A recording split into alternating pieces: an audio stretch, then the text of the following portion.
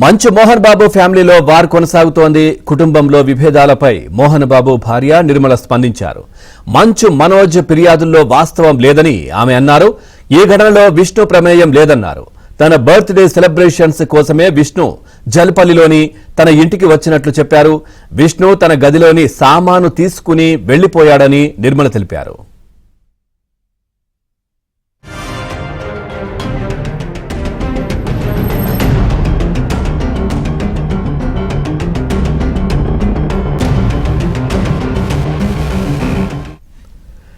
చూస్తున్నాం, మంచు మోహన్ బాబు ఫ్యామిలీలో వార్ కొనసాగుతూనే ఉంది. కుటుంబంలో విభేదాలపై మోహన్ బాబు భార్య నిర్మల స్పందించారు. ఓవరాల్ గా ఈ అంశానికి సంబంధించి మరింత సమాచారాన్ని మా ఫిల్మ్ కరెస్పాండెంట్ సృజన్ అందిస్తారు. సృజన్, మొన్న జరిగినటువంటి ఇన్సిడెంట్స్ ఏదైతే జనరేటర్ లో షుగర్ కలిపారు, నన్ను చంపే ప్రయత్నం చేశారని విష్ణు మనోజ్ ఆరోపించడం, దానికి ఎటకేలకు ఇంత వార్ తర్వాత ఇంతకాలం తర్వాత మోహన్ బాబు సత్యమని బయటకు వచ్చి మాట్లాడినట్టుగా తెలుస్తోంది. అంటే కామెంట్ రూపంలో ఏంటి పూర్తి డీటెయిల్స్ ఏంటి?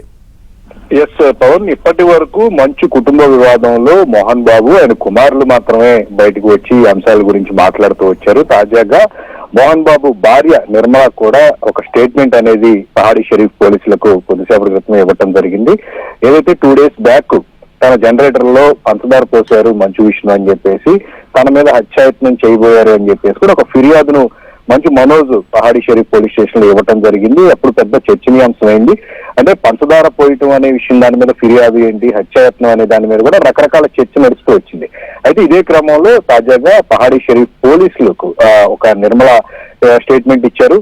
మంచు విష్ణు మీద మంచు మనోజ్ చేసిన ఆరోపణలన్నీ కూడా అవాస్తవం.